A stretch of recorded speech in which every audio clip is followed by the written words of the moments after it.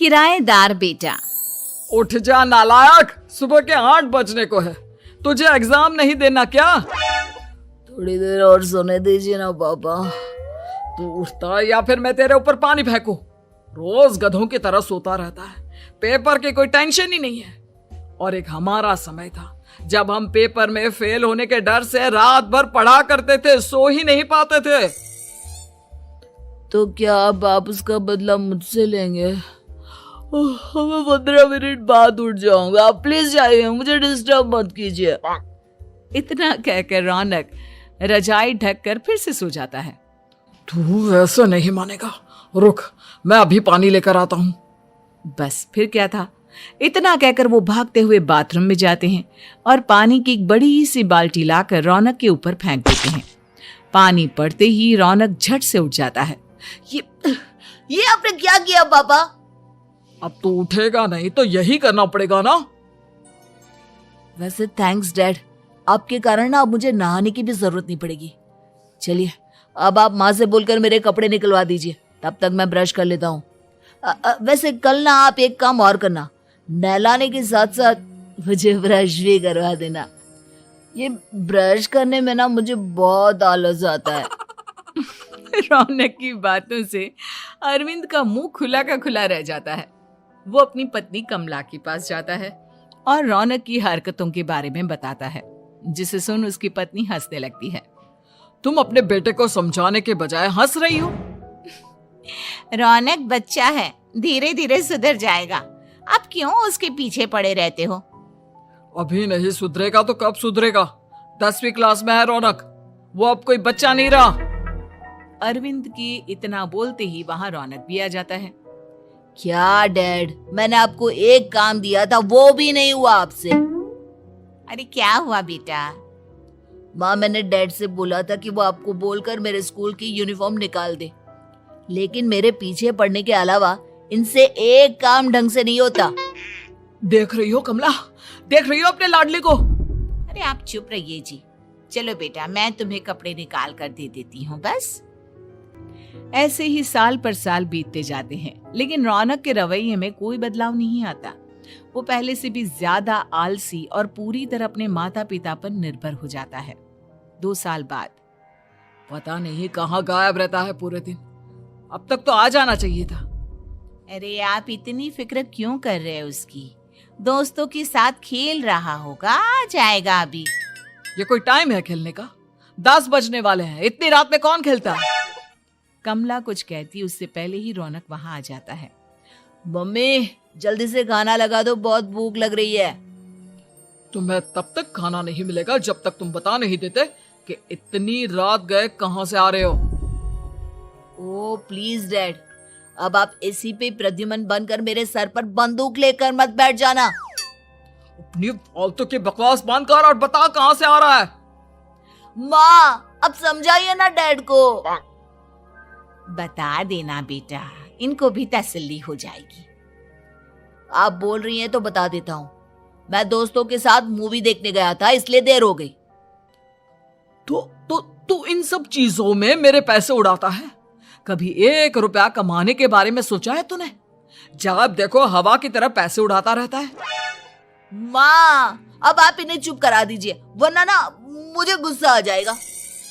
अच्छा क्या कर लेगा? बता ना क्या कर लेगा तू?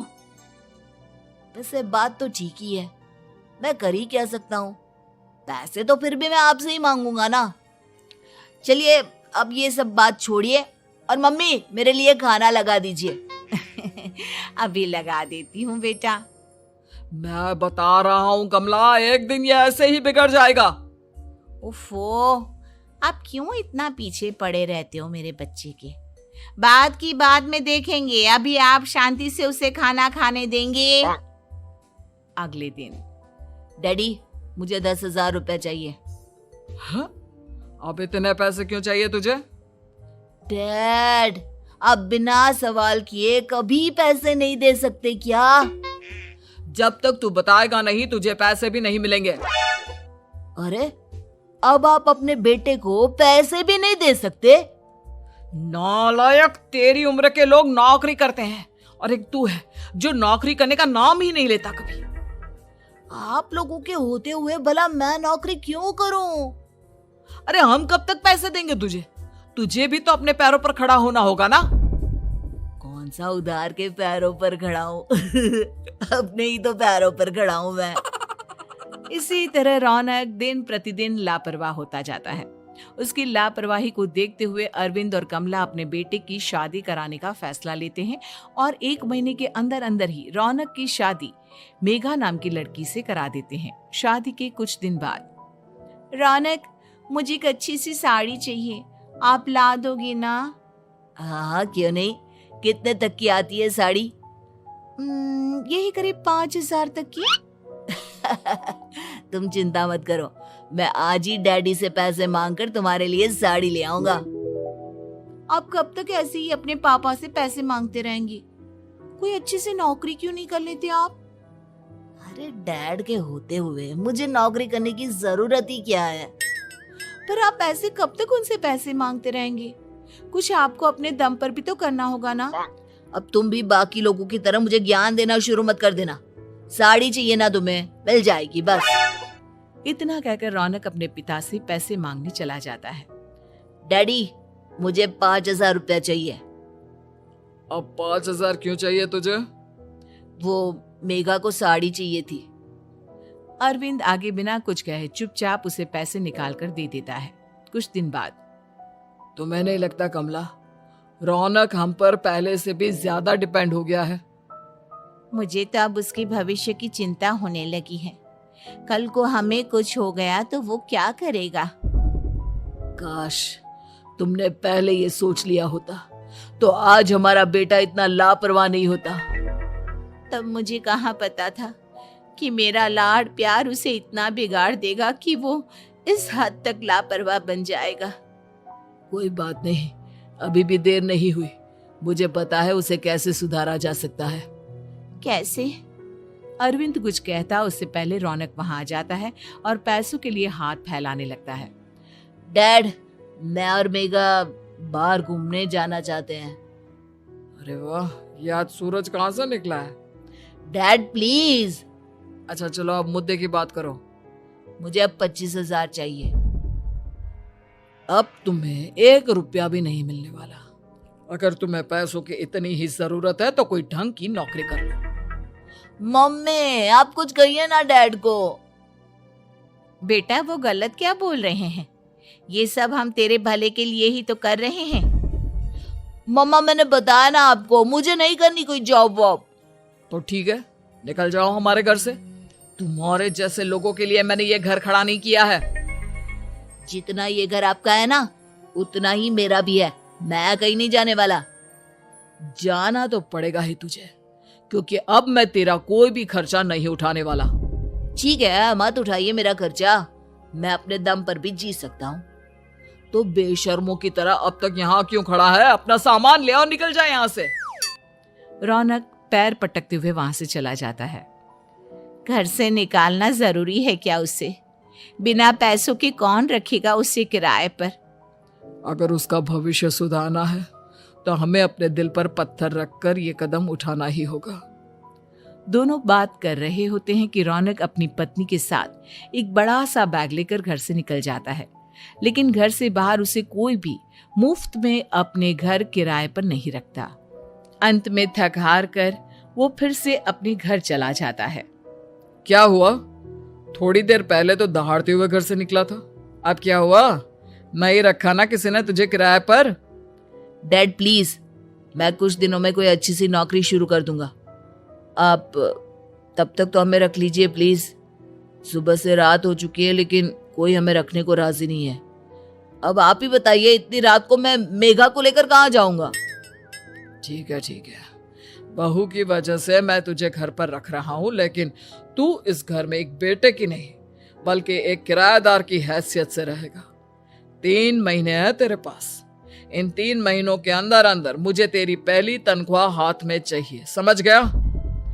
पक्का डैड, इन 3 महीनों के अंदर अंदर तो कोई बढ़िया सी नौकरी ढूंढ ही लूंगा मैं। ऐसे ही धीरे धीरे समय बीतने लगता है और अरविंद के दिए 3 महीनों में से 2 महीने बीत चुके होते हैं। पापा जी ने हमें 3 महीने दिए थे, जिसमें से 2 महीने तो बीत चुके हैं। अब ये आखिरी महीना बचा है। अरे तुम चिंता मत करो, आज मेरा ना 2 जगह इंटरव्यू है, दोनों में से कहीं ना कहीं तो जॉब लग ही जाएगी। अच्छा, all the best. Raunak interview के लिए निकल जाता है, जिसके बाद शाम में रौनक घर आता है। कैसा गया इंटरव्यू? आपकी नौकरी लगी या नहीं? अरे पहले सांस तो ले लेने दो अच्छे से। बताइए ना, मुझसे तो जरा भी इंतजार नहीं हो रहा है। वो दरअसल बात यह है कि मेरी नौकरी तो लग चुकी है, लेकिन पैसे बहुत कम है। कितने पैसे हैं? 15,000। इतने में अरविंद और कमला मिठाई का डिब्बा लेकर आ जाते हैं। बधाई हो बेटा। हम जानते थे तेरी जॉब जरूर लगेगी। लेकिन मेरी सैलरी बहुत कम है मम्मा। कम है तो क्या हुआ, धीरे धीरे बढ़ जाएगी। हाँ बेटा, हम तो बस चाहते थे कि तू अपने पैरों पर खड़ा हो जाए। मतलब अब आप मुझे घर से नहीं निकालेंगे? नहीं, ये सब हमने तुझे जिम्मेदार इंसान बनाने के लिए किया था। Thank you mummy papa. अगर आप दोनों ऐसा नहीं करते तो मुझे कभी अपनी जिम्मेदारियों का एहसास तक नहीं होता। आज आपने मुझे सिखा दिया कि इंसान का अपने पैरों पर खड़ा होना भी जरूरी होता है। इतना कहकर रौनक झट से अपने माता पिता के गले लग जाता है और अपनी कमाई की पहली तनख्वाह वो अपने माता पिता के हाथ में सौंपता है। इस तरह रौनक एक गैर जिम्मेदार व्यक्ति से एक जिम्मेदार व्यक्ति बन जाता है।